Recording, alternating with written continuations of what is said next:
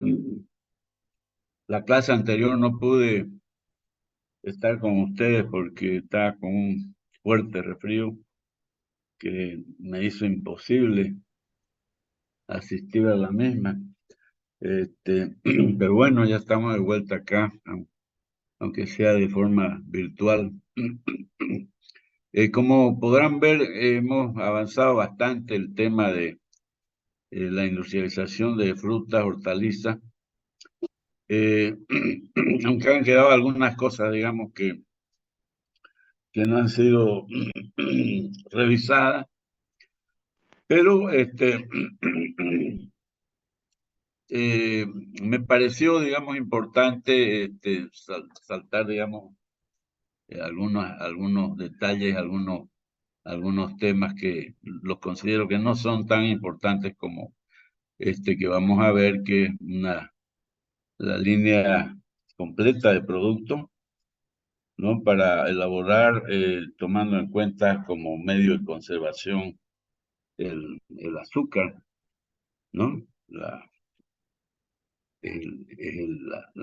materia, digamos, junto con la fruta, permite obtener los productos, digamos, eh, son dulces, mermeladas y jaleas, ¿no? Son tres líneas de productos diferentes, pero que tienen en común, digamos, que corresponden al empleo del azúcar como medio de conservación. Entonces, este tema lo vamos a ver porque es importante, ¿no? Y con la clase de hoy y la del día jueves continuando el mismo tema, ya estaríamos en condiciones de dar nuestro examen final, ¿no? Que me parece, me parece que podría ser el, el jueves 20, o sea, hoy estamos a 11 de aquí a 9 días. Este, me parece, ¿no? De que lo podemos dar, digamos, a fin de que yo tenga el tiempo necesario para revisar proyectos, calificar los exámenes. De hecho, todavía me tengo pendiente la calificación de algunos exámenes de otra materia, de proyectos uno. Tengo unos cuantos todavía que me están faltando. Y tendría todo lo que es exámenes finales, ¿no? Que también no es poco. Además de los proyectos de las diferentes materias, tanto de proyectos de los dos grupos y de procesos también de los dos grupos, ¿no? Entonces, es bastante trabajo y, como ustedes saben, el calendario académico fija fechas tope, digamos, para la entrega de notas. Entonces, me gustaría definir la fecha, repito, del examen final para el día 20.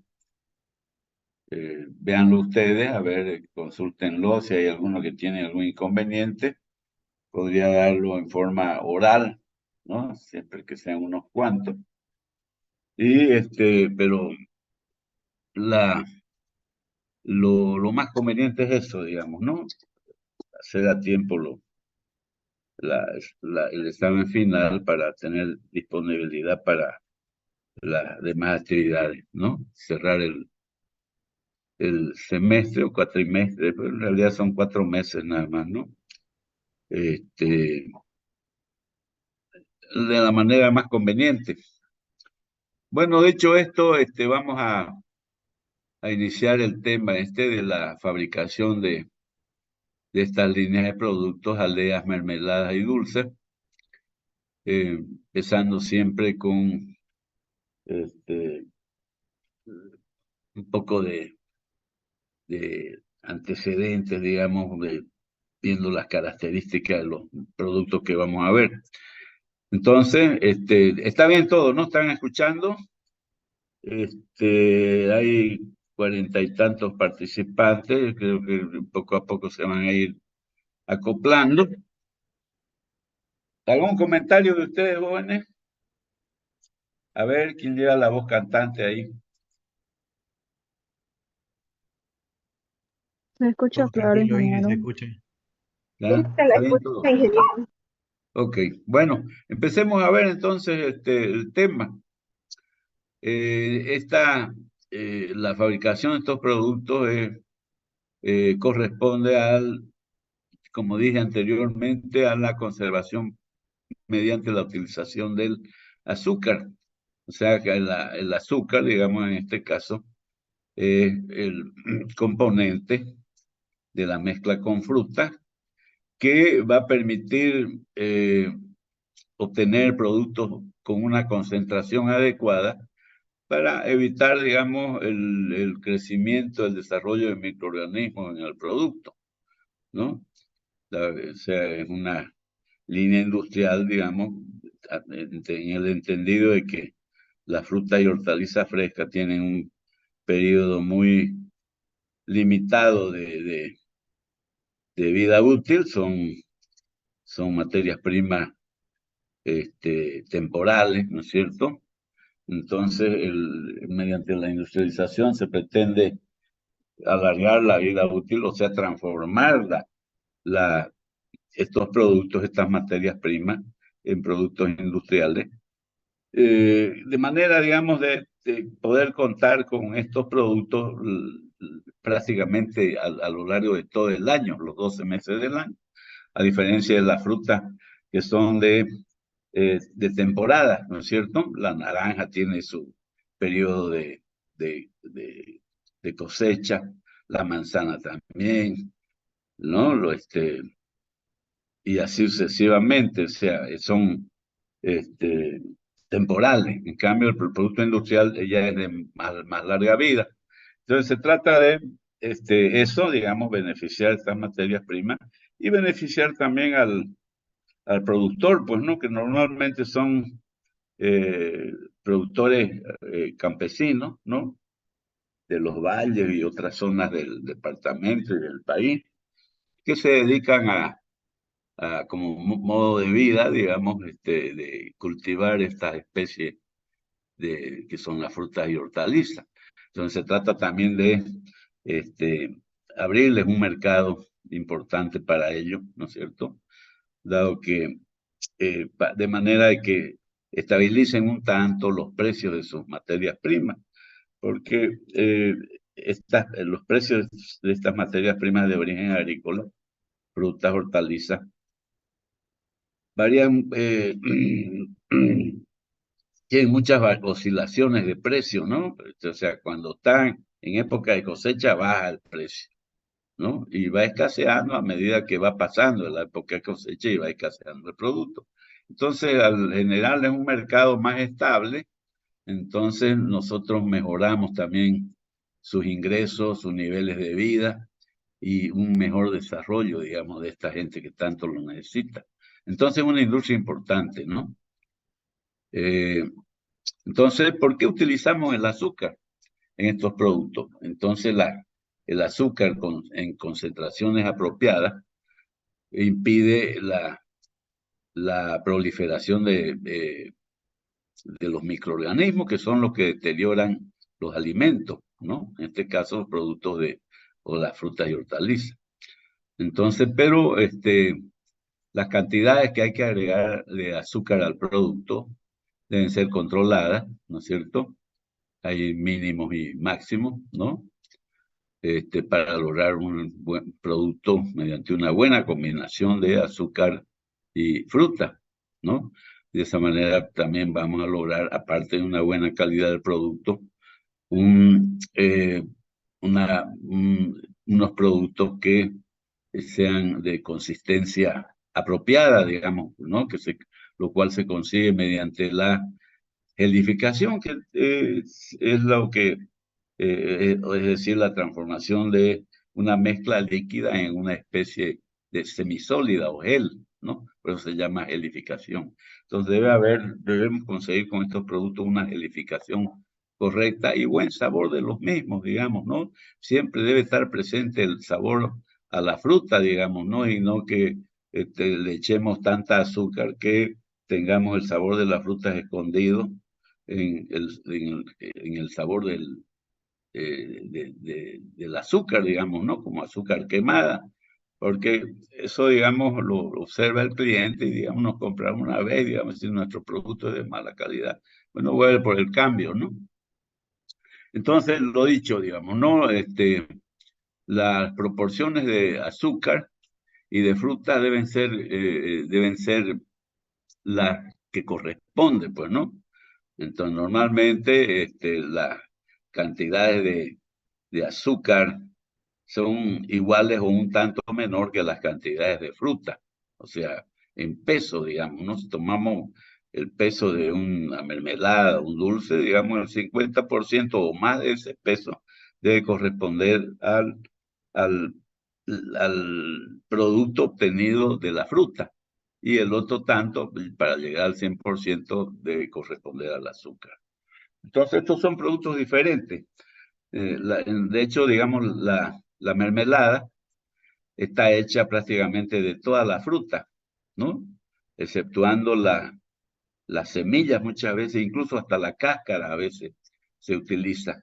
Van a observar ustedes, por ejemplo, en la mermelada de naranja, muchas veces nosotros encontramos las pedacitos de la cáscara, de la piel de la naranja, y eso no es que, eso es a propósito, digamos, ¿no? Para que el producto tenga un sabor, digamos, típico de la fruta de la cual procede, ¿no? Para intensificar el sabor a la fruta, digamos, de la cual procede.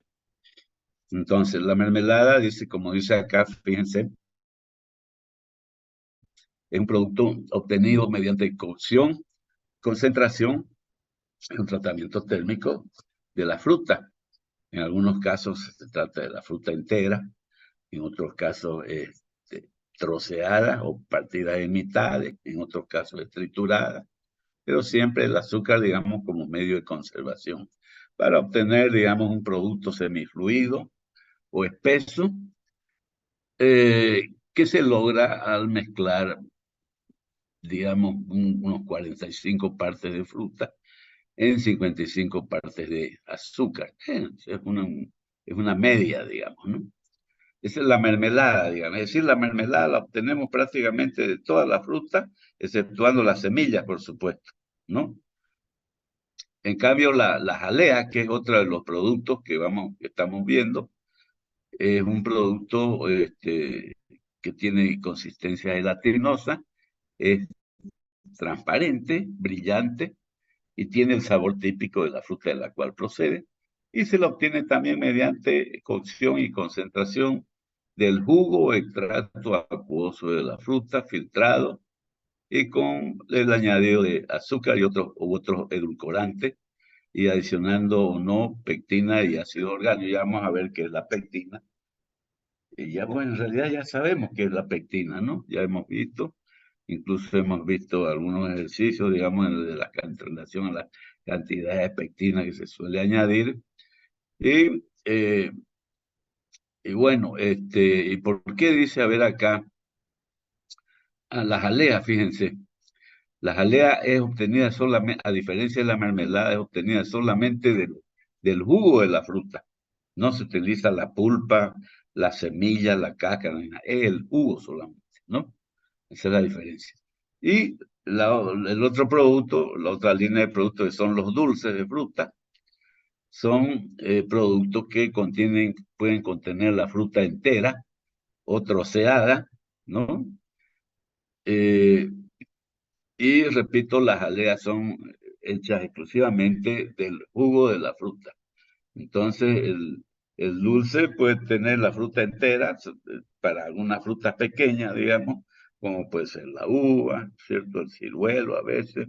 Y la mayoría de ellos sí debe ser por lo menos partida en dos para extraerle la semilla, ¿no? Vamos a ver la siguiente lámina, diapositiva.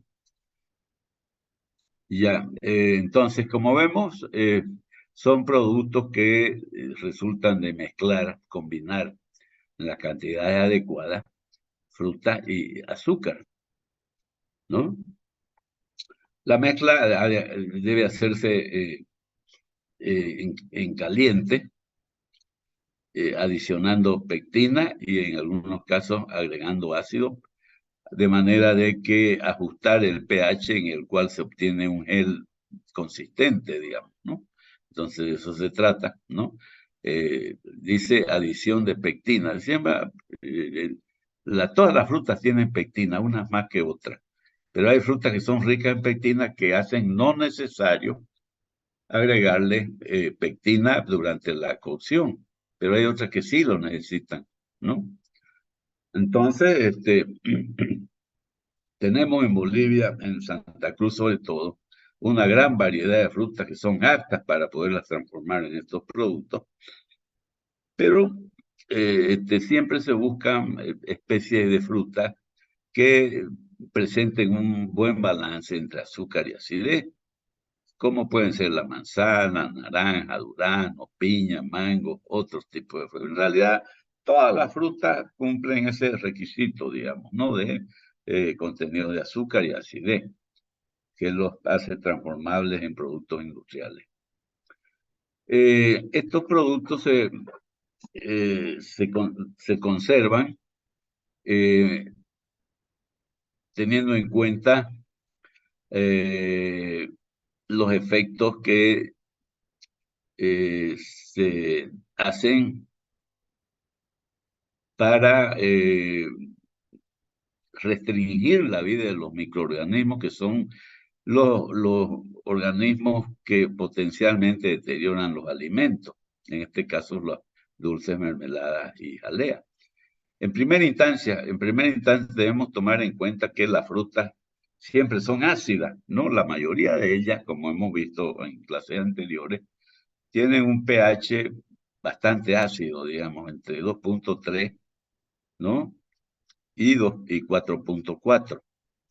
Es un rango, digamos, ácido, digamos, porque el pH 7 es el pH neutro. De 7 adelante es básico. Entonces, obsérvese que la mayoría de las frutas tienen carácter ácido. Eso, digamos, facilita mucho, digamos, la transformación en productos industriales de estas materias primas. Entonces, en primera instancia, esa acidez, digamos, que es típica de la fruta, limita de por sí el desarrollo de microorganismos, sobre todo los patógenos. Los microorganismos patógenos son los causantes de las enfermedades en el cliente, en el consumidor de los productos, ¿no? Entonces, este, ese hecho que las frutas sean ácidas ya de por sí está limitando.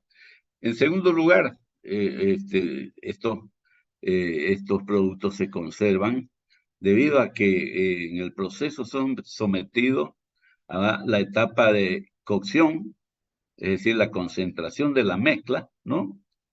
La cual se desarrolla a temperaturas elevadas, digamos, ¿no? Normalmente temperaturas entre 85 y 96 grados, cercanas a 100 grados, durante varios minutos, digamos que puede variar entre 15 minutos a media hora, lo cual, digamos, hace estas temperaturas elevadas a que son sometidas estas mezclas de fruta y azúcar, entonces eliminan prácticamente el desarrollo de microorganismos, sobre todo las formas vegetativas de los microorganismos, ¿no? Que son cuando están activos, y también la mayoría de las esporas, ¿no?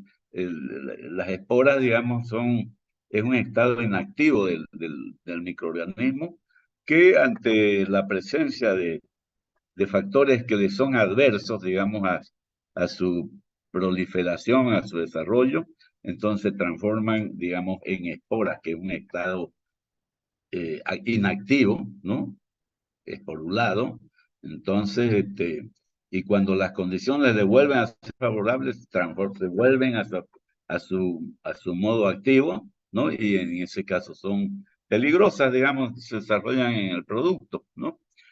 Eso en segundo lugar. Y en tercer lugar, la concentración de los sólidos que se alcanzan en la mezcla de estos productos, que oscila entre 65 al 68% de sólidos solubles o grados BRICS, si ustedes quieren, ¿no? En el producto, entonces se trata de productos que tienen una presión osmótica alta, ¿no? Y eso de por sí también impide el desarrollo de microorganismos, es decir, que el microorganismo en contacto con estas masas bien concentradas, más bien sufren deshidratación por efecto de ósmosis. Sigamos, por favor.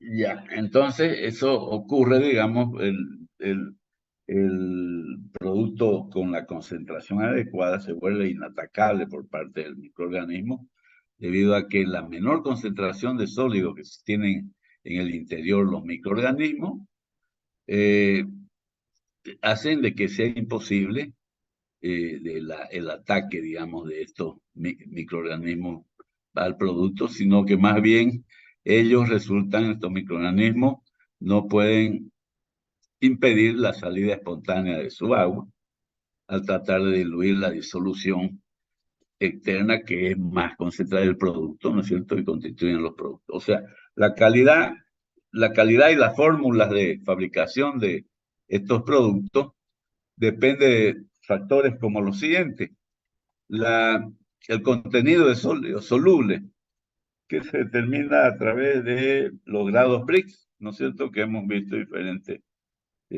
con un refractómetro que se trabaja en función a la refracción de la luz, por eso se llama refractómetro, ¿no?, que mide los grados Brix o el porcentaje de sólido soluble que contiene el producto.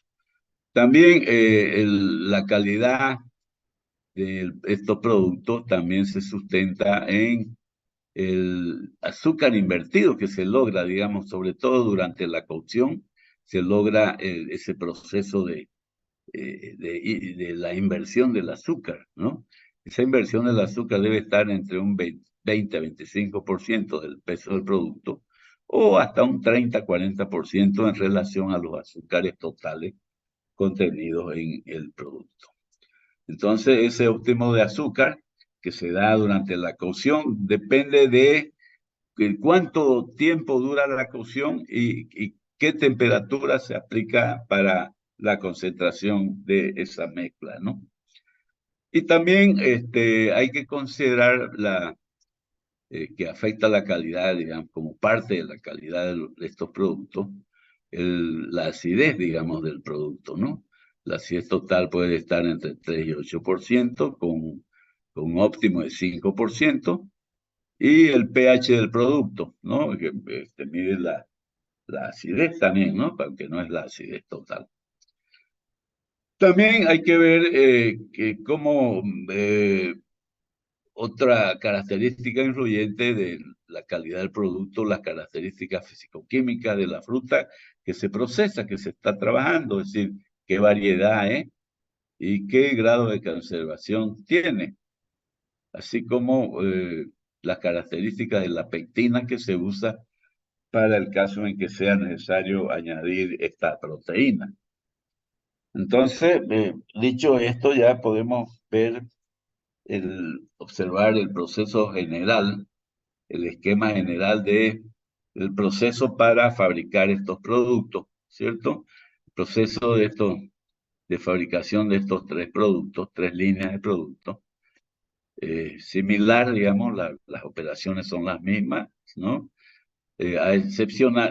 Exceptuando la etapa de preparación de la fruta, como vamos a ver en el esquema del proceso. Eh, o sea, los dulces, por ejemplo, se preparan a partir de frutas enteras o frutas troceadas, mientras que las mermeladas generalmente se obtienen a partir de la pulpa, digamos, la fruta molida, mientras que las aleas solamente necesita para su elaboración solamente el jugo extraído de la fruta. El diagrama es el siguiente, el diagrama del esquema del proceso. Vamos al siguiente, por favor. Ya, aquí ven ustedes, digamos, ¿no? Entonces, tenemos desde el almacenaje, eh, eh,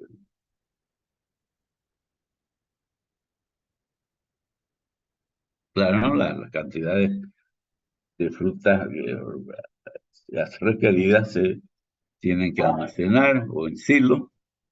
Se hacen lavados, digamos, son frecuentes, digamos, para eliminar partes extrañas, suciedades, partes metálicas inclusive, restos de, de plantas, hojas y todo eso, ¿no?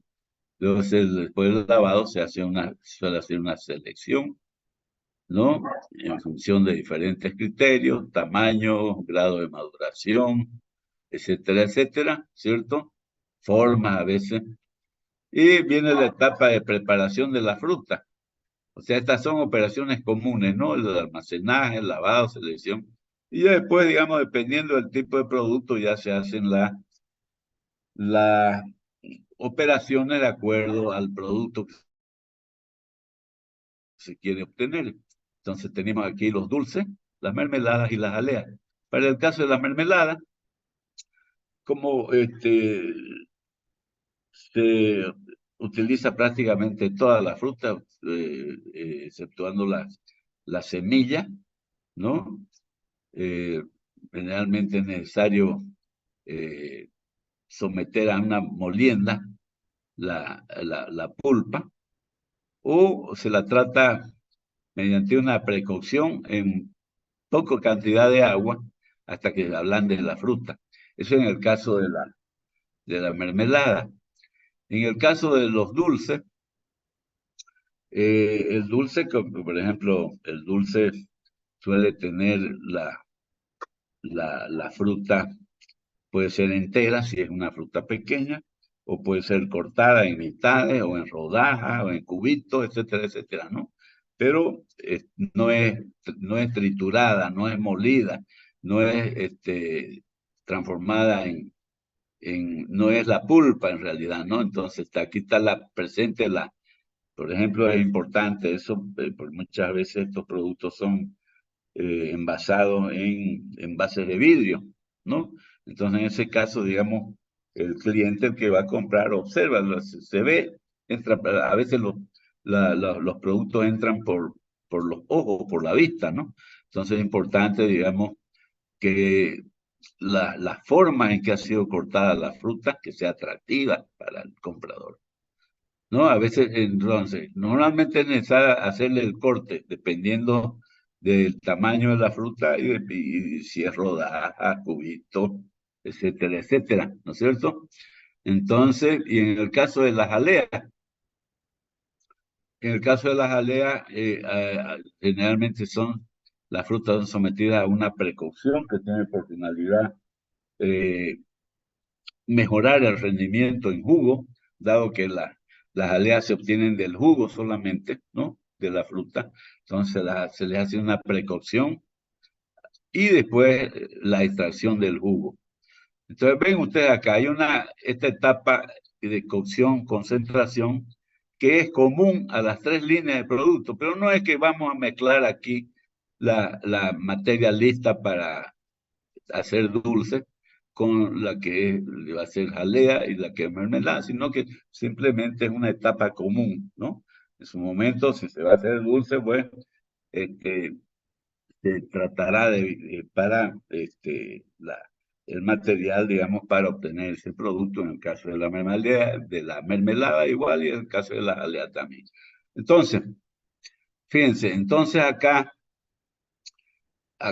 en el caso de la jalea, el jugo se concentra acá en esta etapa de concentración. Y la parte sólida, los residuos sólidos, es la pulpa, digamos, ¿no? Que se puede utilizar en la línea de jalea también, ¿no? Para aumentar el rendimiento. O sea, no se desperdicia nada prácticamente. Pero acá, ¿qué es lo importante? Que para cualquiera de estas líneas de productos, es necesario añadir el momento en que se añade el azúcar sólida, ¿no? O muchas veces es mejor si se agrega como jarabe, ¿no? Jarabe caliente. Entonces esta es la etapa de donde se somete a cocción esa mezcla de fruta con azúcares, ¿no? Entonces se concentra la mezcla.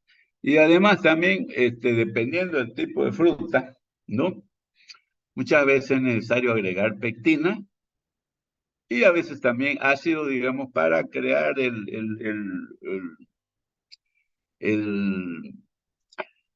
la mezcla, digamos, que tenga el pH necesario para asegurarnos una debida formación del gel, ¿no?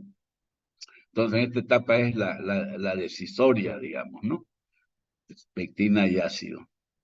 Aquí vamos a ver que ver, todo se agrega en la etapa todo va a la etapa de cocción, concentración. Terminada la etapa de concentración, se produce lo que se llama el acondicionamiento del producto, que es el envasado, el llenado de los envases, ¿no es cierto? Porque estos productos son comercializados en envase. Entonces, ese acondicionamiento hay que hacerlo en caliente, ¿no es cierto? Para evitar, digamos, porque al irse enfriando la mezcla después de la cocción, se va solidificando por el efecto de la pectina que se le ha agregado y por la pectina natural que tiene la fruta. Entonces, ya si dejamos enfriar demasiado, ya no será posible llenar los envases. Por eso hay que hacerlo en caliente, ¿no? Tras que termina la cocción, hacer el acondicionamiento, el llenado de los envases. Y una vez llenados los envases, se los hace enfriar para que no eh, se cuezan demasiado, ¿no? Que no se cocinen demasiado, ¿no? Ese es el proceso, fíjense, ¿no? Eh, que se hace de diferentes maneras, dependiendo básicamente de la capacidad, del tamaño de la fábrica. Porque no es lo mismo trabajar eh, para una producción pequeña, digamos, ¿no? Tipo doméstico, artesanal, casero, como quieran llamarle, o si las instalaciones nos permiten trabajar cantidades importantes de las frutas y hortalizas, puede ser a tamaño mediano o un tamaño grande, digamos, ¿no? Entonces, lo- la, la, los procesos son los mismos, solamente que varían, tienen los mismos objetivos, ¿no? Independientemente del tamaño, pero solamente varía la forma de hacerlo, la tecnología, en otras palabras. Vamos a la descripción del proceso, vamos a ir viendo entonces todas y cada una de estas etapas que se hacen para hacer estos productos. Entonces tenemos la recepción de la fruta, ¿no es cierto? Y lo que hemos venido sosteniendo, hemos venido mencionando, es que el común de la gente considera que para elaborar productos de frutas y hortalizas, productos industriales, se pueden utilizar frutas de baja calidad o que no están en un buen estado. Es una suposición falsa, ¿no es cierto? Ya que, como dije, como siempre digo yo, el proceso industrial no hace milagros. Si nosotros partimos de una materia prima podrida, de mala calidad o afectada ya por hongos, bacterias y todo eso, entonces nuestro producto industrial con toda seguridad también va a ser de mala calidad, ¿no? Entonces, eso es una falacia, ¿no? De que es materia prima de mala calidad, eso es mentira. Entonces, la materia prima empleada debe ser fruta sana, colectada directamente de la finca, ¿no? Del huerto, o puede ser también fruta que resulta del rechazo de la línea de fruta fresca. ¿Cómo no? Pues no. Si hay fábricas, digamos, sobre todo las fábricas de tamaño mediano, tamaño grande, suelen tener las líneas de productos de fruta fresca y de fruta industrializada. Evidentemente, la fruta fresca, eh, para la línea de fruta fresca se va a destinar la fruta eh, que está en mejores condiciones, pues, ¿no? Es decir, de tamaño más grande, cuya coloración de la cáscara de la fruta sea más homogénea, ¿no? Evidentemente, esa es la fruta que se selecciona para la línea de fruta fresca. Y el resto se deja para la industrialización, pero no significa, fíjense, de que la fruta que quedó para, como descarte de la fruta fresca y que quedó para la línea de industrialización sea de mala calidad, ni mucho menos, ¿no? Sino que puede tratarse de fruta, digamos, con algún defectito en la coloración de la cáscara, con un defectito del tamaño, de la forma, no sé, pues, ¿no? Eh, o que está un poquito,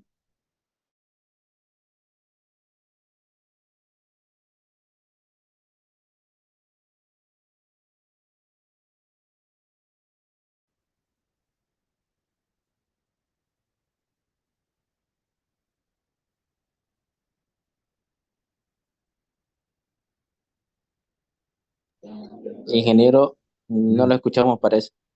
¿ya podemos? Ahora sí, ahora sí. Ya, ya. Bueno, le decía, ¿no? De que la materia prima, pues puede, si la fábrica tiene la línea de productos frescos industrial, evidentemente es la fruta que no calificó, digamos, para, no fue seleccionada para la línea de productos frescos, pero no quiere decir que sea de ninguna manera fruta en mal estado, pues no, eso es obvio. Eh,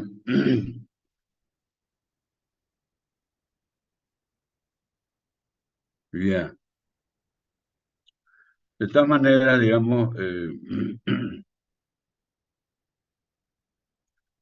hay que descartar las frutas en las cuales se ha iniciado, digamos, algún defecto, digamos, una descomposición que pueda hacer variar sus características organolépticas, color, aroma, sabor, ¿no?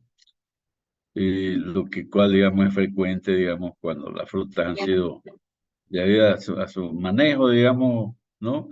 Han resultado con alguna herida, rota, o frutas muy maduras, ¿no? En ese caso, digamos, son más susceptibles de sufrir algún daño durante el manejo, digamos, transporte, digamos. Eh, También es importante el grado de madurez que tenga la fruta al momento de su procesamiento, dado que eh, influyen las características psicoquímicas de la fruta, ¿no? En la calidad del producto final. Las frutas, digamos, que no han madurado todavía, que no han terminado su proceso de maduración, entonces también no tienen el color, el aroma, los sabores característicos de la fruta, digamos, ¿no? Y por el otro lado, si se trata de frutas muy maduras, son de bajo contenido de pectina, ¿cierto? ¿No? Porque eh, así lo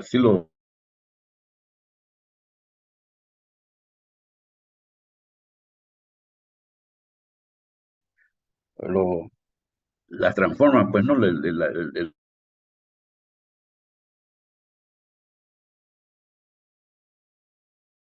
Del fruto. Por, por esta culpa, fíjense, frecuentemente se recién ha iniciado su proceso de maduración. La fruta muy madura no es muy adecuada para estos fines, digamos, porque no gelifican bien después de la cocción y se disgregan, digamos, durante esta etapa de cocción, concentración. Entonces, hay que hacer esa selección. Sigamos a ver las materias primas. Ya, una vez recibida la materia prima, hay que hacer un lavado, ¿no? Bueno, antes un pesaje, por ejemplo, ¿no? El pesaje en realidad se puede repetir N veces durante el proceso, porque es la manera que nosotros podemos determinar la relación, digamos, ¿no? De los rendimientos, digamos, ¿no? Con cuánto de materia prima obtenemos nuestro producto, ¿no? Entonces, eso es para medir los rendimientos de la fábrica. La fruta, entonces, eh, recibida se pesa a la entrada de la fábrica y luego se envía al sitio de descargue, al almacén o al silo. Antes de aceptar la fruta para la industria, se suele tomar una muestra representativa del lote, por ejemplo, unas 20 kilos de fruta, para analizarla en el laboratorio de la fábrica, determinando la cantidad de sólido soluble, la acidez total, la relación Brix-acidez total, que es lo que nos da el grado de maduración de la fruta, cuánto rinde en pulpa, ¿no? Puedes sacar la cáscara, la semilla, el corazón, en el caso de la piña, la manzana, por ejemplo, ¿no? Eh, rendimiento en jugo, el sabor y otros, ¿no? Eso se determina en el laboratorio. La relación Brix-acidez nos determina el grado de maduración de la fruta. Luego se suele hacer una preselección, para lo cual se hace el descargado de la fruta por gravedad. Se recibe en una mesa o banda móvil. Todo esto de los detalles, digamos, de los equipos que integran la línea de producción va a depender básicamente del tamaño de la explotación, del tamaño de la fábrica, ¿no? Puede ser una mesa, una banda móvil, una cinta transportadora, que la lleva la fruta a un sistema de selección manual, donde las frutas que no cumplen los requisitos, aquellas que tienen síntomas de haber sido atacadas por hongos, mayugadas, picadas por mosca o que están todavía sin madurar convenientemente, pueden ser desechadas. Y el peso de la fruta rechazada se descuenta del total de la cantidad recibida para determinar el pago al proveedor de la fruta. La fruta aceptada se almacena, se ensila, ¿no? Que los silos constan de cámaras con una capacidad adecuada, digamos, al tamaño de la fábrica. Los silos deben estar ubicados en áreas bien ventiladas para que se pueda hacer fácilmente la remoción de los gases que son resultado del proceso respiratorio de la fruta, ¿no? Y también con el resultado de cómo se va desarrollando la maduración de la fruta a medida que avanza su periodo en el almacén. En condiciones normales, las frutas no deben permanecer almacenadas por tiempo mayor a 36 horas.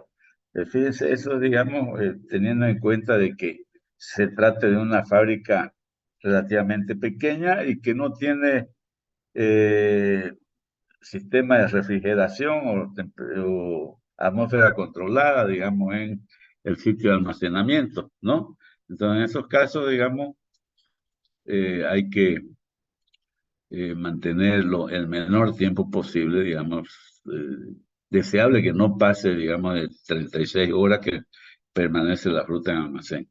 Cada cámara de los silos se identifica con la fecha de la carga de la cámara y por su valor Brix-acidez que nos da la madurez de la fruta, ¿no? Esto hace posible identificar la fruta que entró con anticipación, la fruta más vieja, digamos, ¿no? Que entró al almacén, y también determinar cuál la mezcla de lotes que tengan diferentes relaciones de Brix-acidez o grado de madurez para llegar a un valor deseado, digamos, ¿no? Del lote que se está procesando. Sigamos a ver.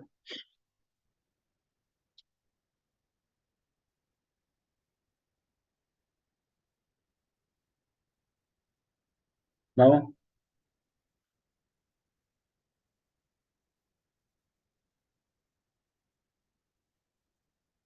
Vamos. Ya los silos se cargan por la parte de arriba a través de bandas transportadoras. Luego, se suele hacer el lavado, ¿no? Antes de procesar la fruta hay que lavarla con agua con sal o con contenido de cloro de 1 a 10%, o con agua con lejía sódica tipo ACE en proporción de 0,1 a 5%.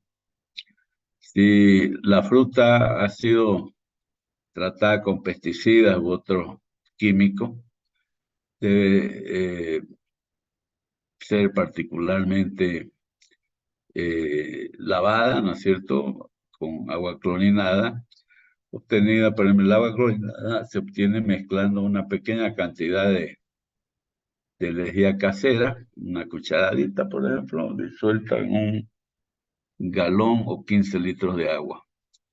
Luego la fruta debe enjuagarse en forma cuidadosa con agua limpia para eliminar cualquier vestigio de estos químicos, ¿no?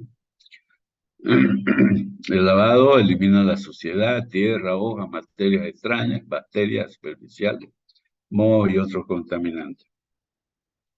Como se procede del almacén o silo, las frutas se descargan por gravedad por la parte inferior y van a una banda móvil de descargue, a través de la cual se dosifica la fruta. La fruta es llevada al sistema de lavado utilizando sedazos o en cintas de transporte de tela metálica. El sistema de lavado puede consistir de lo siguiente: cubas de lavado, o máquinas en las cuales se mueve la fruta o el agua o ambas a la vez. El agua y la fruta se mueven en muchos de estos equipos por aire comprimido, inyectado por un haz de tubos colocados al fondo del depósito. Entonces, de esa manera, las partículas pesadas se precipitan, eliminándose por el fondo del depósito, y las ligeras, las livianas, son arrastradas por un rebosadero. ¿Seguimos?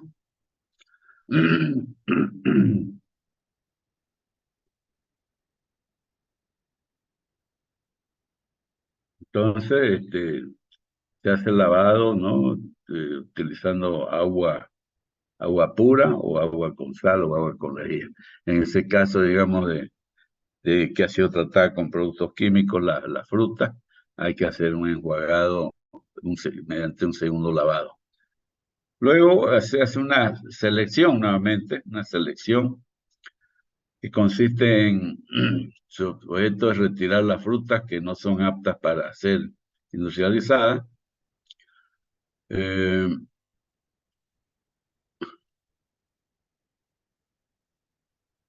las frutas que no llegaron a su plena maduración son bien aceptadas para este fin, dado que tienen un contenido importante de pectina y de ácido también, que son importantes en la fabricación, facilitando el proceso. Además, estas frutas, digamos, que no están muy maduras, son de textura más firme, lo cual, digamos, de alguna manera garantiza la obtención de un producto de buena calidad y fácil de elaborar y conservar. Además, no precisa el uso de aditivos, digamos, que de alguna manera encarecen el producto. Las frutas muy maduras deben ser descartadas, por lo menos para fabricar mermeladas y dulces, dado que sufren desagregación en la etapa de cocción-concentración y, por lo tanto, digamos, son propensas a no gelificar en forma apropiada.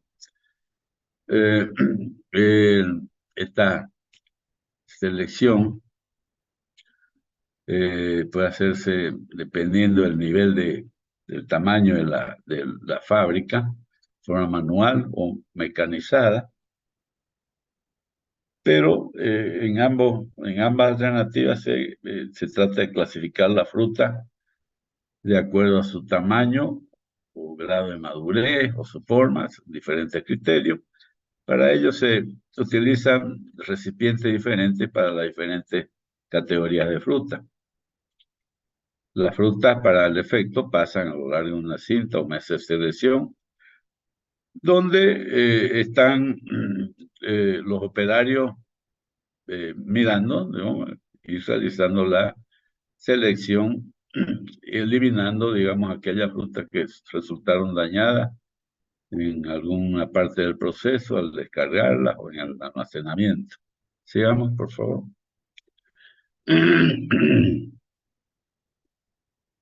Eh, o sea, la selección puede hacerse por grado de madurez, por tamaño, etcétera, ¿no? Por si es por tamaño, es el calibrado, que se aplica cuando se dispone de líneas, la fábrica tiene líneas de fruta fresca industrializada. Se puede hacer de diferentes maneras, utilizando plancha, con perforaciones de diferentes tamaños, también utilizando tamices, ¿no? Tamices vibratorios con agujeros o ranuras de diferentes dimensiones.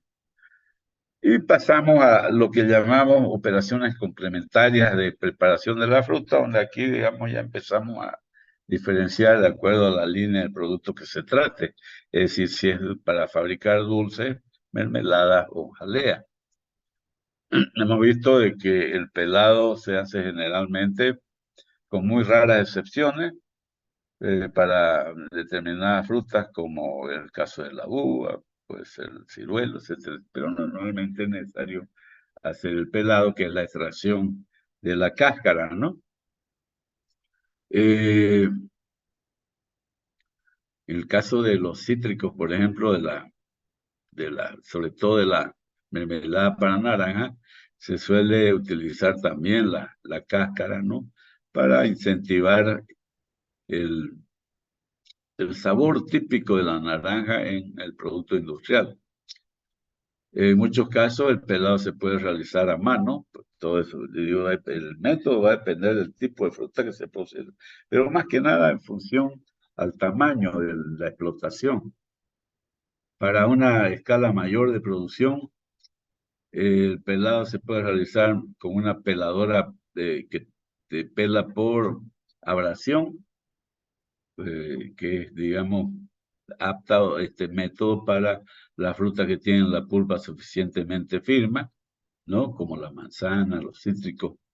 O también puede ser un pelado químico, mediante una solución hirviente de soda cáustica del 1 al 20%, o sea, 1 o 20 kilos de soda cáustica cada 100 litros de agua, durante un tiempo corto de 1 a 2 minutos. Luego se hace un enjuagado por aspersión. La aspersión es un riego mediante una manguera de agua para eliminar la soda cáustica y los pedazos de cáscara. La operación no debe resultar en muchos residuos porque afecta la rentabilidad del proceso. ¿Vamos?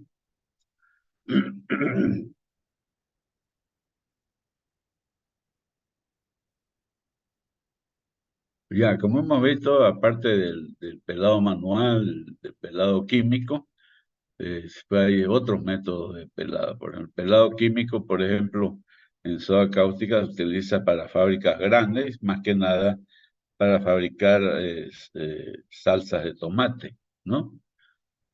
También se puede utilizar, eh, como lo he dicho, los cuchillos, digamos, por abrasión, ¿no? También pelado utilizando vapor. Para ello, el producto es sometido al vapor a una presión alta y se pasa en forma súbita, inmediata, a presión atmosférica, provocando el desprendimiento de la piel de la pulpa mediante un simple lavado o cepillado posterior. El consumo del vapor para este tipo de pelado es de 1 a 7, es decir, un kilo de vapor permite pelar 7 kilos de producto, de fruta. Debido a la corta duración del proceso, menos de un minuto, solo la piel resulta calentada y al poner el producto en forma rápida a presión atmosférica, el vapor penetra entre la piel y la pulpa, provocando el desprendimiento de la cáscara. También se pela por flameado, utilizando calor, ¿no es cierto? La llama de parrilla, empleando llama o mediante peladoras mecánicas. Hay diferentes formas, digamos, ¿no? Eso lo hemos visto. También normalmente hay que hacer una precaución en el caso de las mermeladas y en el caso de las aleas, sobre todo. ¿No? La precaución en un poco de agua se realiza cuando las frutas están en estado de no han madurado, digamos, definitivamente, para fabricar dulce o también tratándose de frutas que, si bien están maduras, sin embargo, tienen una pulpa firme, consistente, como el caso de la manzana, piña, guayaba, cayú, etcétera. La precaución se hace hasta en media hora y de todas maneras hasta que la textura de la fruta ablande, ¿no? Y en el caso de las frutas de gran tamaño se hace la precaución después de haberla cortado en trozos para sacarle la semilla. Tiene por finalidad la precaución ablandar los tejidos de la fruta para facilitar la extracción del jugo, en el caso de las aleas, por ejemplo, o la introducción de la fruta en los envases, porque, como hemos dicho, estos productos se comercializan en contenido en los envases, ¿no? Cualquiera de los tres, estas tres líneas. La fruta se coloca, fíjense, entonces, esto también, la forma de hacer la precocción para el ablandamiento de la fruta, de la pulpa, también varía dependiendo del tamaño de la explotación. Entonces, a un nivel pequeño, digamos, se puede trabajar de la siguiente manera. Las frutas se colocan en una bolsa o tela o en una canastilla metálica o de metal perforado, luego se sumergen en agua hirviendo, se escalan a vapor sobre agua que está hirviendo. Digamos.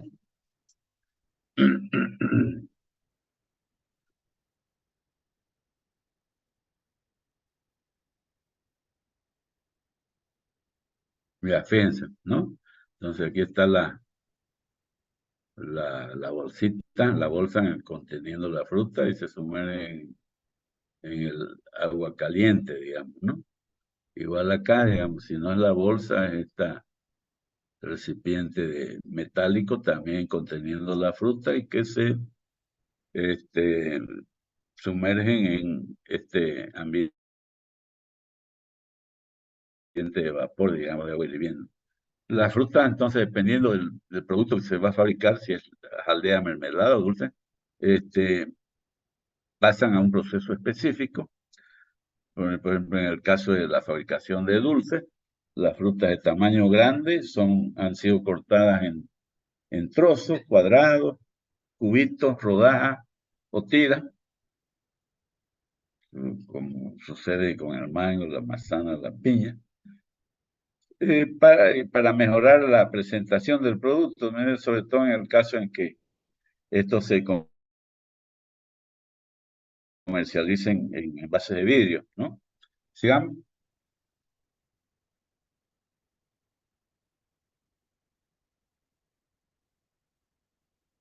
Ya, si son las frutas pequeñas, se utilizan en forma entera o cortadas en mitades, lo que hay que hacer, digamos, normalmente para extraer las semillas, caso del ciruelo, damasco. Por lo general, la fruta puede ser cortada con cuchillo en proyectos de mayor envergadura, eh, o si se requieren productos en los cuales los trozos de fruta, el tamaño debe ser de tamaño uniforme o de un patrón especial. Se emplean picadores comerciales que pican, cortan en cubos, rayan, desmenuzan la fruta. Los equipos tienen una capacidad que varía desde el equipo que trabaja en forma manual hasta las grandes máquinas industriales que funcionan en forma continua. Hay equipos, digamos, para pelar, quitar el corazón, o sea, la semilla, deshuesar la fruta, el hueso, digamos, En el caso de las manzanas, por ejemplo, de la piña, de la manzana, piña y no sé, algún otro, eh, alguna otra fruta, digamos, de esas características, ¿no?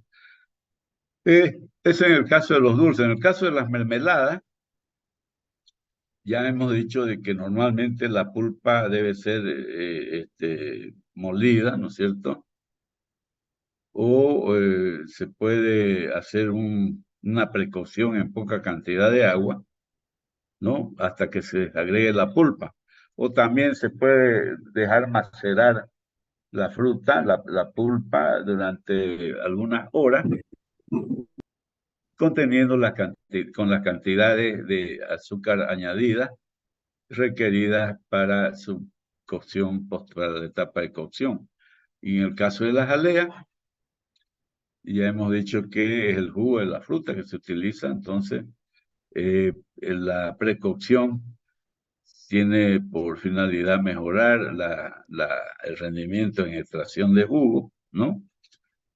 Ese jugo se puede, posterior a la precocción, se puede extraer por prensado, molienda o centrifugación después de la precocción en cantidad poca de agua, digamos, que tiene el objetivo de reventar las células y facilitar la extracción del jugo, que es la materia prima para la jalea. La extracción del jugo se hace en caliente para destruir la acción de las enzimas que impiden la adecuada gelificación del producto y provocan fermentaciones, digamos, pépticas llamadas, digamos, porque actúan sobre las pectinas, las enzimas. Para extraer el jugo sin emplear calor se emplean prensas o extractores de pulpa. Seguimos.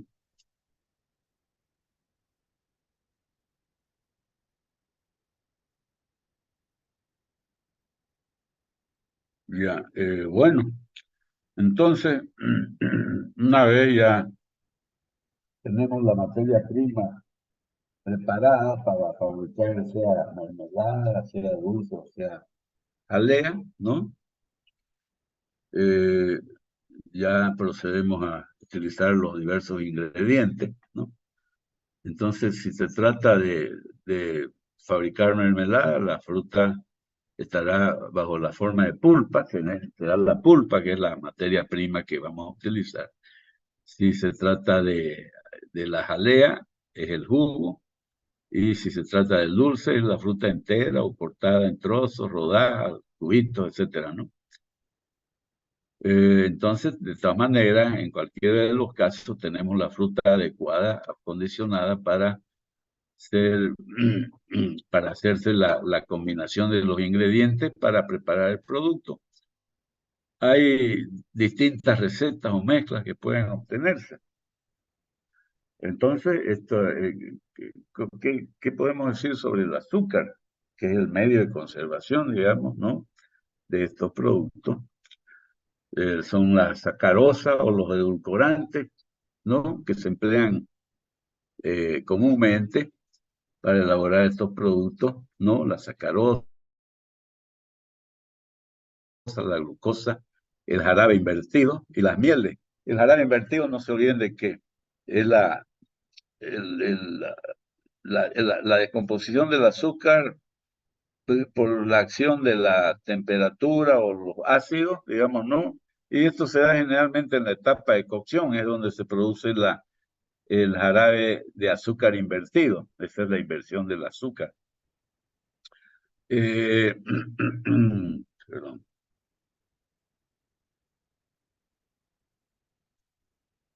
Bueno, las mermeladas dietéticas emplean, entre otros compuestos, polialcoholes como el sorbitol. Vamos atrás, no estamos, seguimos nomás en la anterior, volvamos una atrás, ya ok, gracias. Eh, el- para que estos productos se conserven bien, elifiquen bien, deben tener un contenido de sólidos solubles típico, digamos, ¿no?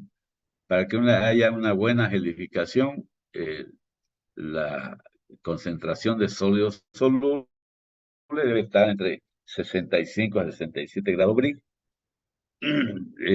medido después de la etapa de cocción-concentración. A veces es preferible emplear más de un edulcorante y mejor si es en forma de jarabe. La mezcla de diferentes tipos de azúcares evita la cristalización del azúcar, nos da un producto menos dulce, que a veces también es muy necesario, ¿no es cierto? Y también está el uso del edulcorante, más de un edulcorante,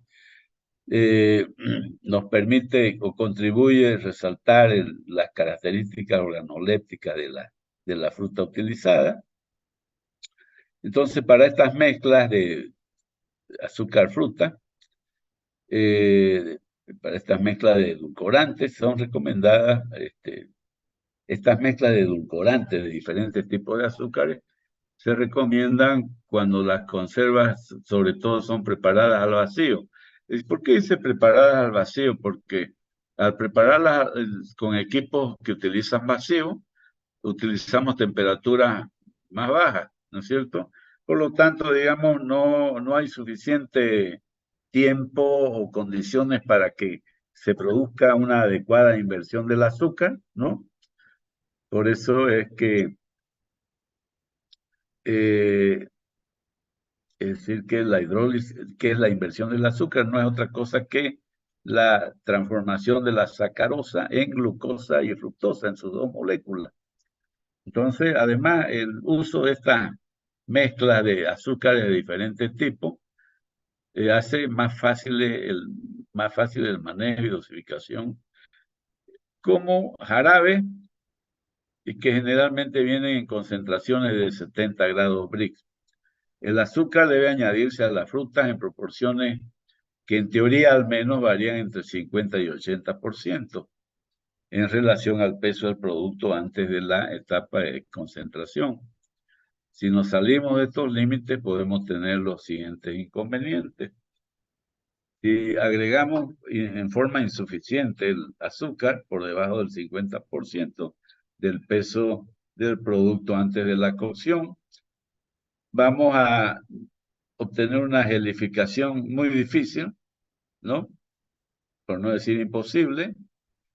Vamos a tener riesgo de presencia de hongo o fermentaciones en el producto por falta de las cantidades de azúcar. Y por último vamos a tener dulces líquidos. Eso, digamos, por un lado.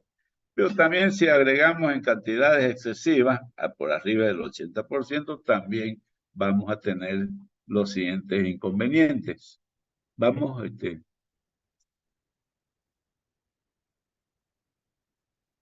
si agregamos azúcares en exceso, ¿no es cierto?, por encima del 80%, va a ser difícil la solubilización del azúcar, de la sacarosa, lo cual resulta en una caramelización del excedente del azúcar que no resultó disuelto. O sea, es como sabor a azúcar quemada del producto. También vamos a tener el sabor y aroma de la fruta escondidos por el sabor del azúcar, ¿no? Por las cantidades excesivas de azúcar. Una solidificación excesiva, muy rápida, y riesgo de que cristalice el azúcar. Entonces, el azúcar hay que añadirlo en los porcentajes apropiados, ¿no? 63 a 65% del peso final del producto antes de la cocción. El azúcar suele añadirse en forma sólida, lo que implica riesgo de que caramelicen la superficie en caso de no hacer una remoción rápida de la mezcla durante el proceso, o podemos añadirlo en forma de jarabe saturado caliente, que es un método más aconsejable, ¿no? Porque conserva las pectinas mejor debido a que reduce el tiempo de la etapa de cocción, digamos, ¿no? La verdad que el jarabe está caliente, entonces reduce el tiempo de cocción. También conserva mejor el aroma, la textura, el color, las características organolépticas de la fruta. Y dado que las mismas se encuentran en forma directa en un medio hirviente, bloqueando también las degradaciones enzimáticas. O sea, las degradaciones enzimáticas son las decoloraciones, el ennegrecimiento, el pardeamiento que es típico debido a la acción de las enzimas, ¿no? Las degradaciones enzimáticas. Bueno, entonces hemos hablado del azúcar, del azúcar, sí, ¿no? Ahora estamos hablando de los ingredientes. También otro de los ingredientes importantes es la pectina. La pectina es una proteína que es la responsable de transformar las disoluciones líquidas en especies, en mezclas semisólidas o formación del gel. La pectina consiste en los ácidos pectínicos y tiene la propiedad de gelificar el producto en medio ácido azucarado. ¿Por qué medio ácido azucarado? Porque las frutas de por sí son ácidas y estamos agregándole azúcar, digamos, ¿no?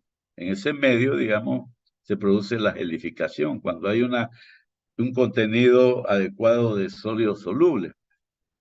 Entonces, el poder gelificante de la pectina está relacionado con el tamaño de la molécula, ¿no?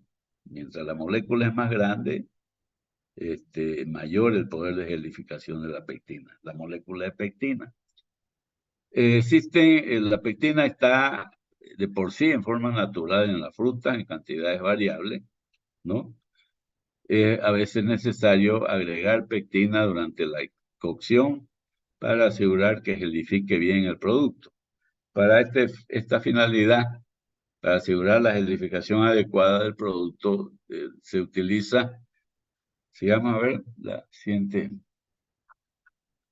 se suele utilizar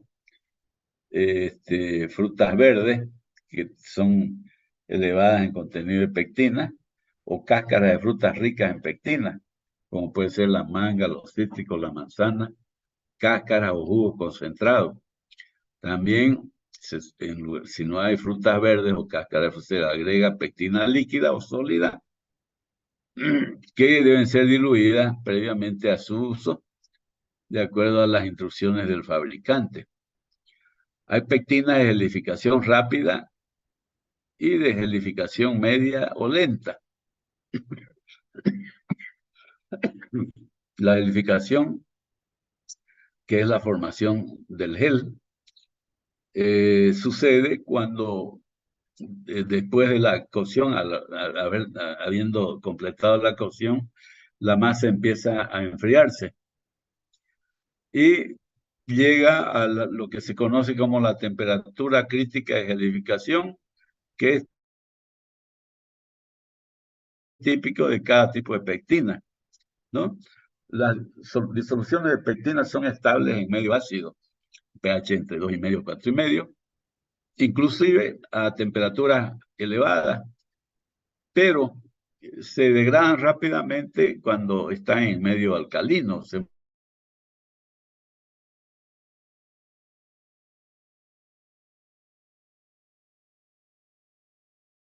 esto, ¿no? Creo que es pagando nomás la única solución. ¿Seguimos entonces o esperamos que se incorporen unos cuantos más?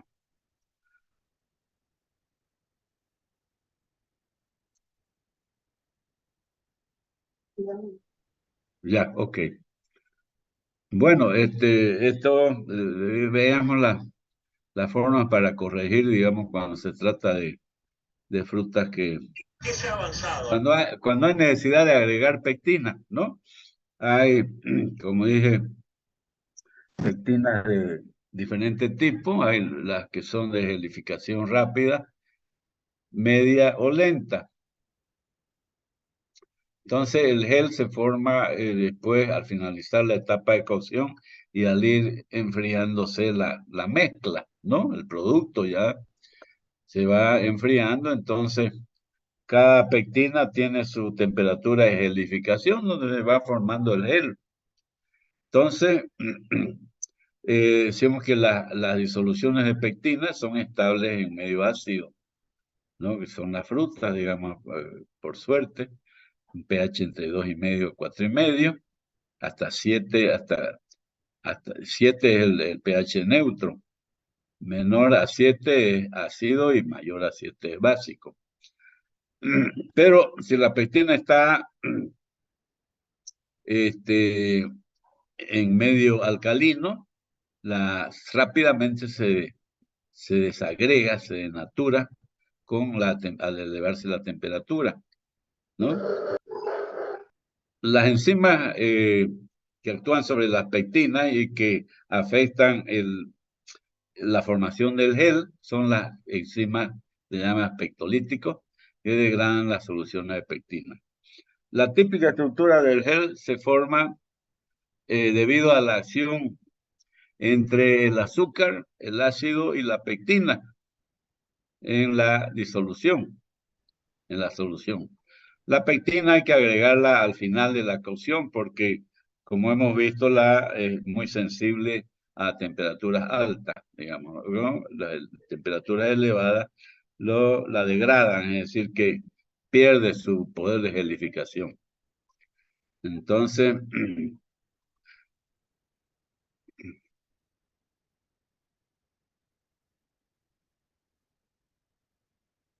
la temperatura que se forma el gel, ¿no? Es debe ser la apropiada, digamos, ¿no? Es decir, que no afecte la pectina, sobre todo, por lo que por eso hay que agregarla al final de la cocción. Entonces, hemos visto que hay diferentes tipos de pectina. ¿Cómo podemos elegir la pectina? El empleo depende de la pectina, depende de las características del producto en el cual vamos a utilizar la pectina, el producto que queremos fabricar.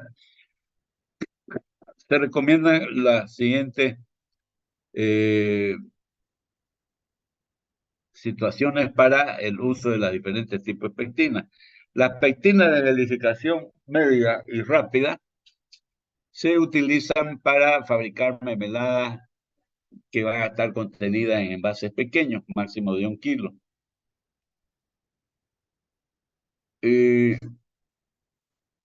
También se utilizan para el caso de elaborar dulces, ¿no? Debido a que lo que queremos nosotros es que no emerja la fruta, digamos, en trozos o entera o como sea, que no suba a la superficie del fruto porque causa mal aspecto. Por lo tanto, para fabricar dulces también utilizamos pectina de gelificación rápida, ¿no? Por ese hecho. Pero las pectinas de gelificación lenta se usan para el caso de que el envasado del producto deba hacerse a temperatura más baja. Con esto evitaremos que la caramelización del azúcar o una inversión excesiva de la sacarosa. Se utiliza esta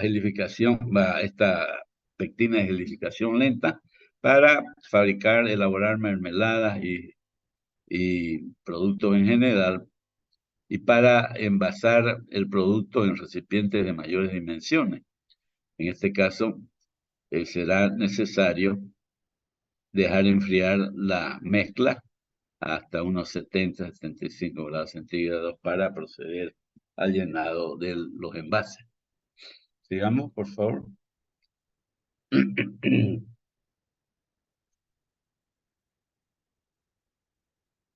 Ya, entonces lo que he venido manifestando, que la pectina hay que agregarla al final de la cocción para evitar, digamos, su deterioro, digamos, porque es muy sensible a las temperaturas elevadas, que reducen su poder de gelificación. Las cantidades de pectina a utilizar añadiendo al producto para lograr una formación adecuada del gel. Depende del tipo de fruta que se utilice para elaborar el producto. Algunas frutas, por ejemplo, como la piña, el melón, son bajas en contenido de pectina. Y por lo tanto, para elaborar este tipo de fruta es necesario añadir una cantidad adicional de pectina.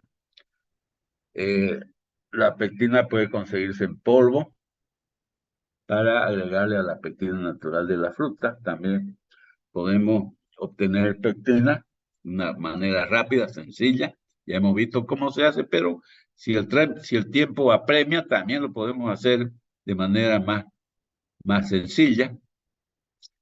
Se hierve agua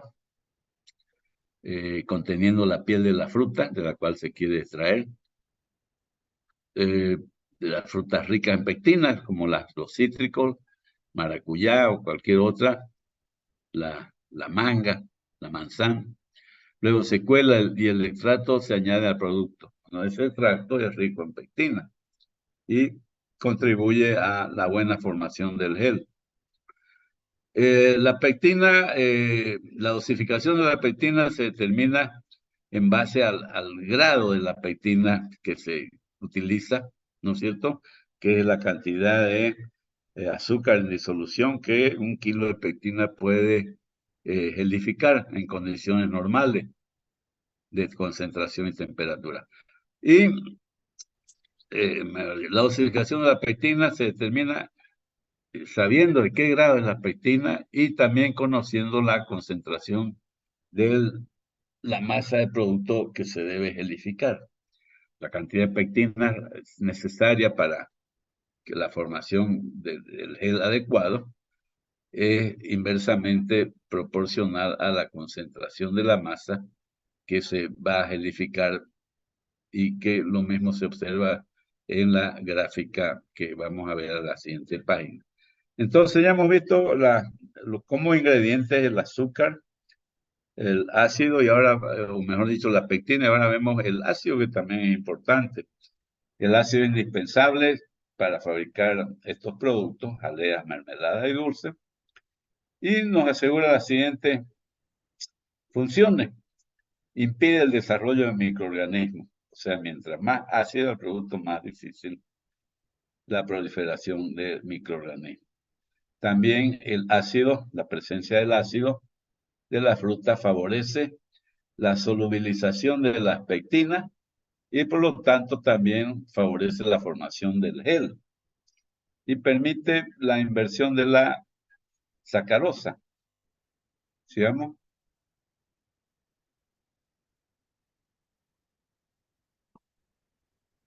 Ya. Entonces, ¿qué es lo que decía este gráfico? Dice curva de equilibrio en la consistencia del gel ante variación de la fuerza de la pectina y los sólidos solubles finales del producto. Entonces acá tenemos, fíjense en la abscisa, el porcentaje de sólidos solubles, los grados Briggs. Vemos entonces que mientras más concentrada está la mezcla, necesitamos pectina de menor grado, ¿no? Estos son los grados de la pectina, o sea, las cantidades de azúcar en disolución que un kilo de pectina puede coagular, lo puede transformar en gel. Entonces, fíjense que mientras más concentrada está la mezcla, debemos utilizar menos cantidad de, o pectina de menos poder de gelificación, en otras palabras, ¿no? Sigamos a ver el siguiente. Entonces, como sabemos, las frutas son ácidas, todas, ¿no?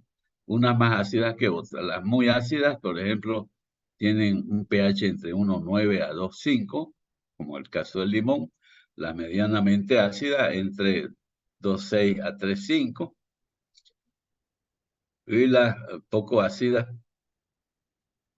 eh, por ejemplo, la manzana de 3,5 a 4. Si fíjense ustedes que en realidad no hay una relación entre la acidez de la fruta y su contenido de pectina. Acordémonos que una de las frutas de las cuales se extrae la pectina es la manzana, es rica en pectina, pero es poco ácida, fíjense, ¿no? O sea, tiene un pH ácido de todas maneras, pero no tan bajo como el limón o los cítricos. Entonces, es una fruta rica en pectina, pero no es tan ácida. O sea, no hay relación entre el contenido de pectina y la acidez, en otras palabras, es lo que quiero que noten. Y el cuadro siguiente indica el nivel de acidez y contenido de pectina, lo que se corrobora, fíjense lo que le estoy diciendo acá. Por ejemplo, la manzana es elevada, tiene 0,8, es la que 0,8, y al igual que la naranja, mire, 1,2 de pectina. Son ricas en pectina, pero no así, no son las más ácidas, ¿no? Entonces, este es el pH de las diferentes frutas y el porcentaje de pectina de las mismas. Sigamos. Juan.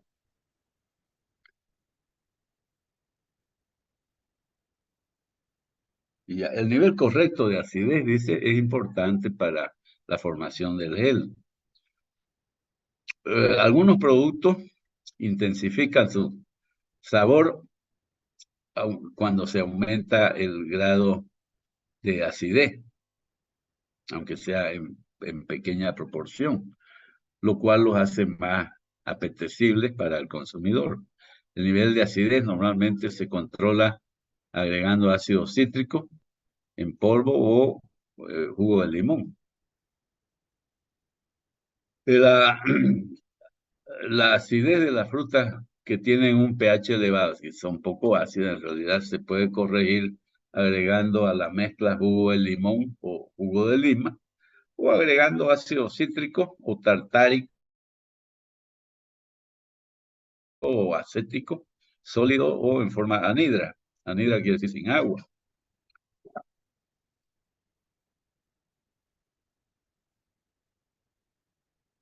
El pH óptimo donde se forma adecuadamente el gel está entre 2,9 y 3,3. Hay problemas, digamos, si está menos de 2,9 o más de 3,3, como vamos a ver. Si la acidez del, es muy fuerte, podemos tener los siguientes inconvenientes. Una gelificación muy rápida, una inversión excesiva en la sacarosa, Mateo, y lo cual, digamos, implica riesgo de que cristalice la glucosa y se altere el sabor del producto. Si la acidez es muy débil, por otro lado, no se va a producir adecuadamente el gel. Entonces, son dos inconvenientes, digamos, ¿no? Por ser el nivel de acidez que debe ser el apropiado, entre 2,9 y 3,3.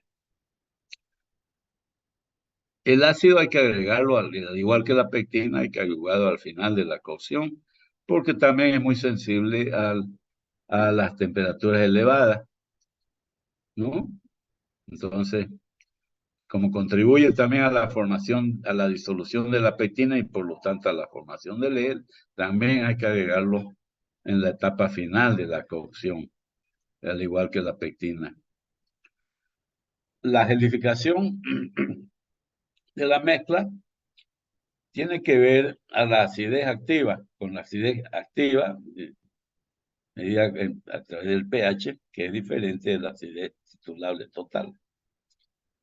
La acidez ayuda a la inversión del azúcar. ¿Qué es la inversión del azúcar? Es de la composición de la sacarosa que se hidroliza en glucosa y fructosa, ¿no? Esa es la inversión del azúcar. Y es necesario siempre en toda fabricación porque facilita, digamos, la elaboración. Debe haber entre un 20-25% de inversión del azúcar y que se da siempre en la etapa de la concentración de la cocción. Entonces la acidez también contribuye a favorece la inversión del azúcar. El ácido hay que agregarlo al final de la cocción para que se den las condiciones para se forme adecuadamente el gel, según se puede observar en el gráfico 4, dice el siguiente.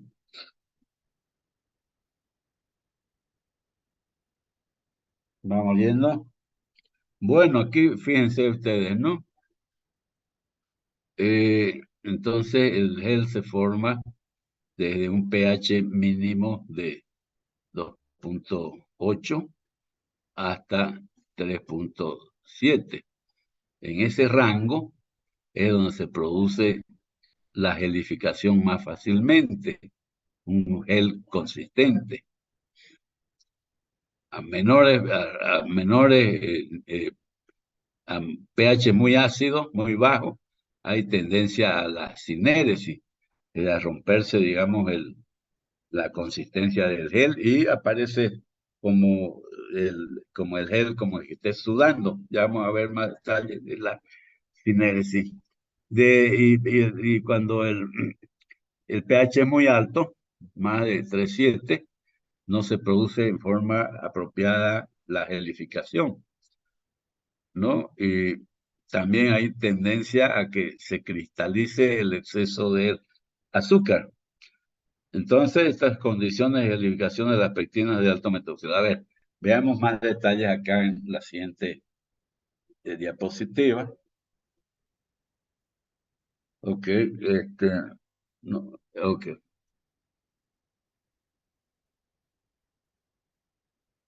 Ya la acidez alta, o sea, el pH muy bajo, rompe la estructura del gel y causa sinéresis. Ya vamos a ver qué es.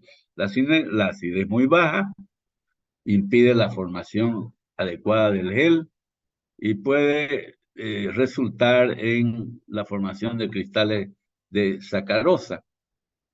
Se cristaliza el azúcar. La acidez extrema produce la cristalización del azúcar, la sacarosa. Para cada valor, ustedes ven de acuerdo al gráfico, para cada valor de concentración del azúcar, es decir, el grado Brix, ¿no es cierto? Hay un valor, corresponde a un valor determinado de pH al cual se forma en forma óptima la gelificación, el gel. Ese valor está entre 2.8 y 3.7. Para valores mayores a 3.7, es decir, cuando la acidez es muy débil, la gelificación no se produce adecuadamente. Y para valores menores a 2.8, la acidez muy fuerte, se produce el fenómeno de la sinéresis, que se traduce en una exudación del jarabe debido a que se endurecen en forma excesiva las fibras de pectina, perdiendo la elasticidad requerida para poder retener el líquido del gel. Es una exudación. Entonces la sinéresis disminuye cuando aumenta el pH, cuando se hace menos ácida la mezcla, también cuando aumenta la concentración de la pectina y los sólidos solubles. Asimismo, la sinéresis aumenta al usar pectina de gelificación rápida y al agregar jarabe de glucosa. Como ejemplo, podemos mencionar las dosis de ácido que se deben utilizar cuando se elaboran dulces de frutas y hortalizas y se utilizan frutas de poca acidez. Por ejemplo, cuando las frutas son ricas en pectina, pues hemos visto que no hay relación, ¿no?, entre la acidez y el contenido de pectina de la fruta. En el caso de frutas ricas en pectina, que pueden tener bajo contenido de ácido o de un pH elevado, o se puede agregar esta cantidad en 0,175 hasta 0,23 litros de una solución de ácido cítrico al 50%, o bien entre 0,12 a 0,16 litros de una solución de ácido tártrico al 50% por cada 100 kilos de dulce. Y si se trata de elaborar frutas que son pobres en pectina, se te haga agregar un poco más, digamos, de ácido, ¿no? 0,32 a 0,4 litros de una solución de ácido cítrico al 50% o 0,22 a 0,28 litros de ácido tártrico al 50% por cada 100 kilos de dulce. Es la forma de corregir, digamos, la baja acidez de alguna fruta, ¿no? Agregada a las cantidades de ácido de producto que se va a elaborar. Sigamos, por favor. Se nos corta otra vez el sistema y lo dejamos ahí ya para la próxima clase del web. Relación ácido, azúcar y pectina. Estos tres ingredientes se interrelacionan entre sí y los porcentajes en los cuales hay que utilizarlo determinan los límites de la gelificación, es decir, las condiciones que precisa la mezcla para que se forme debidamente un gel consistente. Los límites de variación de las dosis de azúcar y de ácido son más grandes en el caso de las frutas ricas, cuando se utilizan frutas que son ricas en proteína. De la misma manera, cuanto mayor es la acidez, menos cantidad de azúcar debemos utilizar para fabricar el producto. Hay una gran variedad de fórmulas de fabricación de los dulces, aleas y mermeladas, dependiendo de la riqueza de las frutas utilizadas en aroma, color, contenido de pectina, y también considerando los aspectos económicos, es decir, hay veces que la, hay que ver si resulta más caro el uso del azúcar o más caras son las frutas. O sea, ahí, en esos casos, digamos, nosotros, si está cara el azúcar, no podemos nosotros restringirnos un poco hasta ciertos límites, hasta donde nos permiten las dosificaciones adecuadas de frutas y azúcares, ¿no es cierto? Los podemos manejar dentro de ciertos límites. Y al revés, digamos, de repente las frutas son muy caras, entonces habrá la tendencia a utilizar un poco más cantidad, más porcentaje de azúcar que de fruta, ¿no? Todo es cuestión de económica sin perder de vista, digamos, la calidad del producto. Eh,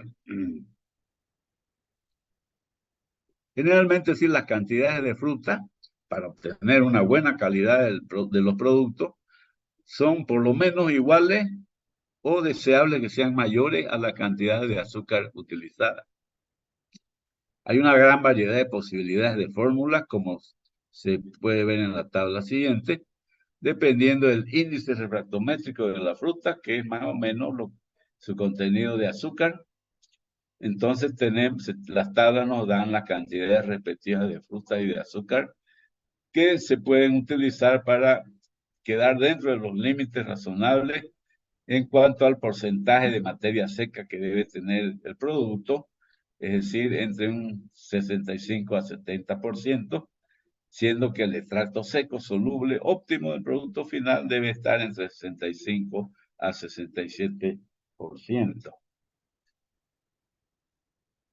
Next one.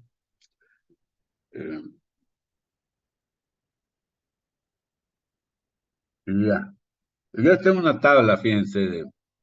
Esta tabla nos da las cantidades de azúcar que se deben utilizar, las cantidades de frutas que se deben utilizar, y para fabricar 100 kilos de dulce, llámese mermelada, jalea o dulce propiamente dicho, ¿no? Entonces, estas cantidades de azúcar y de fruta van a variar en función al contenido de glúcida o el índice refractométrico de la fruta, porque fíjense, esta columna nos da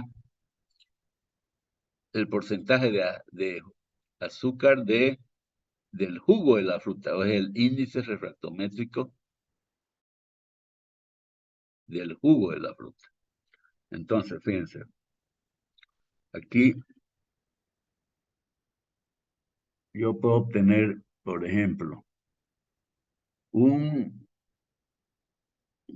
un dulce, una jalea o una mermelada que tenga 67%, 67.2% de sólido soluble, ¿no? Utilizando 63 kilos de azúcar y 60 kilos de fruta que tenga un índice refractométrico de 7%.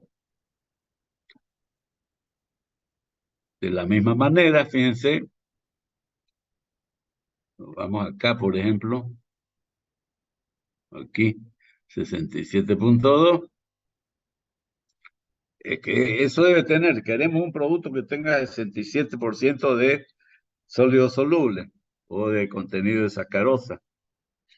Entonces debemos utilizar 60 kilos de azúcar y 60 kilos de fruta. Pero esa fruta debe tener un jugo con un índice refractométrico de 12%. De la misma manera,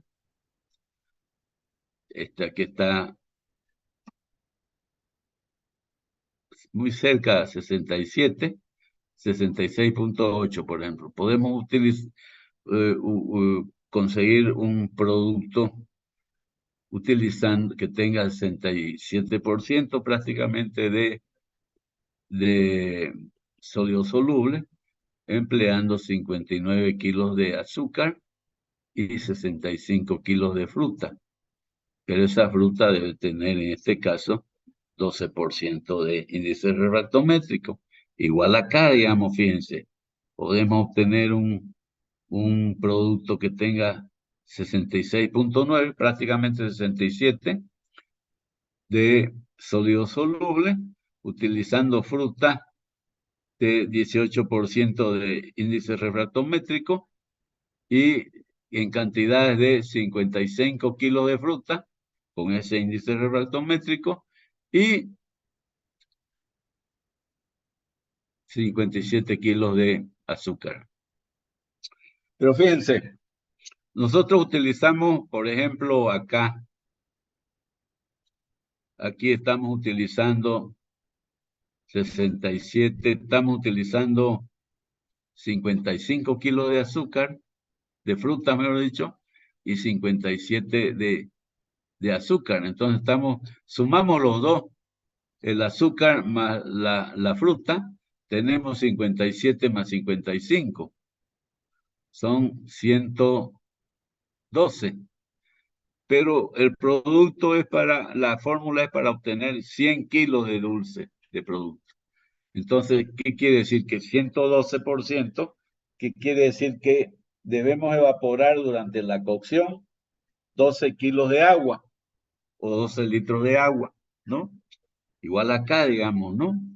Tenemos 65 kilos de fruta y 59 de azúcar. 65 más 59 son 110, 124, ¿no? ¿Qué quiere decir? Que en la etapa de cocción, si utilizamos esta cantidad de fruta y de azúcar, en la etapa de cocción debemos evaporar 24 litros de agua. Y así sucesivamente. Entonces, fíjense, ¿qué quiere decir? Mientras más sea la cantidad de agua que vamos a evaporar, quiere decir que la cocción dura más tiempo, requiere más tiempo para evaporar el agua. ¿No? Entonces se torna un tema de no afectar la calidad del producto, digamos, para trabajar con ciertos límites de tanto frutas como azúcares y mm, quedar pues dentro de los límites de contenido de sólido soluble que debe tener el producto. Vamos a la siguiente página, a ver, por favor. ¿Se entiende el uso de esta tabla o no?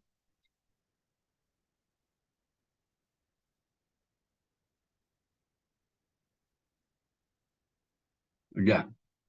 Entonces son ejemplos acá, digamos, ¿no? Y lo mismo que he hecho acá. Ejemplo, un contenido de materia seca soluble de 67% en el producto se obtiene cocinando o concentrando 63 kilos de azúcar con 60 kilos de fruta con un índice refractométrico de 7%. Entonces la diferencia está en la cantidad de agua que hay que evaporar en la etapa de cocción, concentración, ¿no? Entonces, lo que hace que sea más corta, digamos, la etapa de cocción o sea más larga. Entonces, lo más conveniente es que sea lo más corta posible, porque no nos olvidemos que la temperatura elevada de alguna manera afectan las cualidades nutritivas, la calidad del producto. Entonces, mientras más larga la concentración, más tiempo, entonces es menos conveniente que una cocción más corta en tiempo. Eso es un método, digamos, utilizando esta tabla. También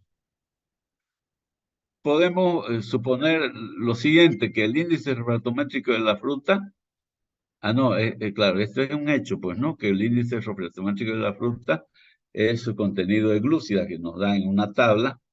Entonces, esa tablita la podemos utilizar y la tabla siguiente indica el contenido de glúcida de alguna fruta. Existen, por lo tanto, dos métodos para calcular la formulación de la fabricación de estos dulces, aleas y mermeladas, utilizando las dos tablas. La tabla que acabamos de ver y la tabla del contenido de azúcares o índice refractométrico del jugo de la fruta. Entonces, una es determinar el índice refractométrico del jugo de la fruta con un refractómetro. También podemos hacer eso. Supongamos que la fruta que tenemos no es conocida, entonces, escucha, es rica o no, digamos, en contenido de sólido soluble o de azúcar, entonces medimos con un refractómetro, ¿no? O bien utilizamos la tabla del contenido promedio de azúcar, que es el índice de refractométrico, y buscar sobre la línea del índice refractométrico hasta encontrar el valor del contenido en materia seca soluble requerido, leer en la parte superior de la tabla la cantidad de fruta y de azúcar que se deben emplear. Es lo que he hecho yo, lo que les he mostrado hace un rato. De otro lado, también podemos suponer lo siguiente, que podemos hacer el siguiente cálculo. Consideramos que el azúcar tiene 100% de materia seca. Por ejemplo, si se quiere obtener 100 kilos de dulce que tenga 65% de materia seca, utilizando frutas que tengan 10% de materia seca. Para ello debemos utilizar lo siguiente. A ver, vamos al siguiente.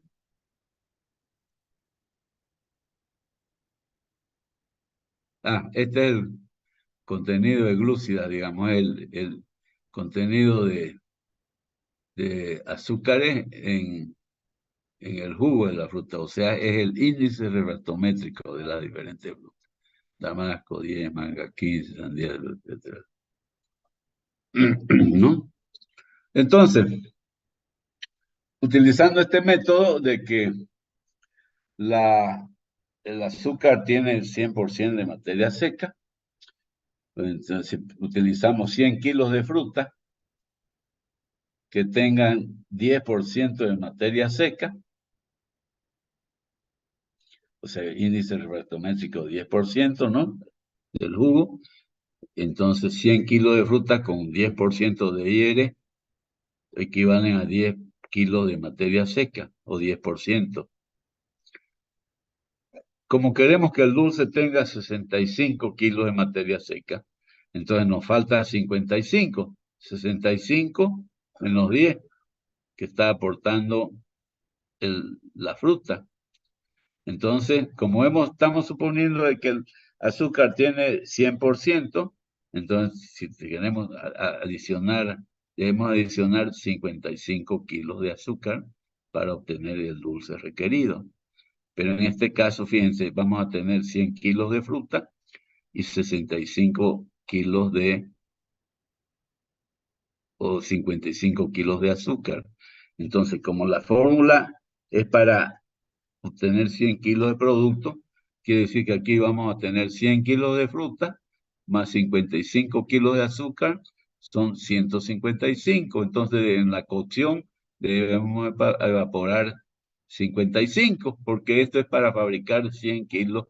Entonces tenemos 100 más 55 menos 100, 55 kilos de agua que se deben evaporar. De la misma manera, si empleamos 50 kilos de fruta con 10% de materia seca, esto equivaldrá a 5 kilos de materia seca. Como queremos que el dulce tenga 65, debemos añadir 60 kilos de azúcar, que tiene 100% de materia seca. Y por lo tanto debemos evaporar, en este caso, 50 más 60 menos 100, solamente 10 kilos de agua. En este caso, la cocción va a ser mucho más corta porque vamos a necesitar evaporar solo 10 kilos de agua, y en este otro caso necesitamos evaporar 55 kilos de agua. Entonces la etapa de cocción, concentración, va a ser mucho más larga que esta de acá. Otra alternativa es emplear 59 kilos de fruta, que equivaldrán a 5.9 kilos de materia seca, y como queremos siempre 65 kilos de materia seca en el dulce, se emplearán 59.1 kilos de azúcar, y hay que evaporar 59 más 59.1 menos 100 igual 18.1 kilos de agua o litro, ¿no? Porque la densidad del agua es 1. Sigamos a ver.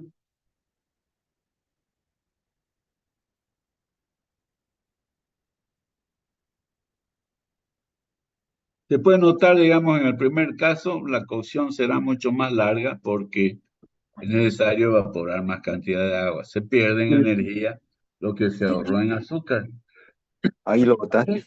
¿Eh? Y al revés en el segundo caso. El cálculo a este nivel se vuelve un aspecto económico, además de los elementos de